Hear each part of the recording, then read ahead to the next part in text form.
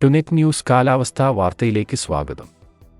India ഉൾപ്പെടെ വിവിധ രാജ്യങ്ങളിൽ കനത്ത ചൂടിനും മഴക്കുറവിനും കാരണമായ ആഗോള കാലാവസ്ഥാ പ്രതിഭാസമായ എൽ നിനോ അവസാനിച്ച് ന്യൂട്രലിലേക്ക് മാറിയതായി ആസ്ട്രേലിയൻ കാലാവസ്ഥാ നിരീക്ഷണ വിഭാഗമായ BOM കഴിഞ്ഞ ദിവസം സ്ഥിരീകരിച്ചിരുന്നു. എങ്കിലും ഇപ്പോഴും കനത്ത ചൂടാണ് അനുഭവപ്പെടുന്നത്. കേരളത്തിലും കനത്ത ചൂട് തുടരുകയാണ്. സംസ്ഥാനത്തും ഉഷ്ണതരംഗ സാധ്യതാ മുന്നറിയിപ്പ് പുറപ്പെടുവിക്കുന്ന സാഹചര്യത്തിലേക്ക് കാര്യങ്ങൾ എത്തിയിരിക്കുകയാണ്. എൽ നിനോ അവസാനിച്ചെങ്കിലും അതിൻ്റെ പ്രഭാവം ഇപ്പോഴും തുടരുന്നുണ്ട് എന്നതാണ് ഈ കനത്ത ചൂട് തുടരുന്നതിന് കാരണം. എൽ നിനോ സൗതേൺ ഓസിലേഷൻ ന്യൂട്രലായി ജൂൺ വരെ തുടരുമെന്നാണ് ആസ്ട്രേലിയൻ കാലാവസ്ഥാ ഏജൻസി ഉൾപ്പെടെ പ്രവചിക്കുന്നത്.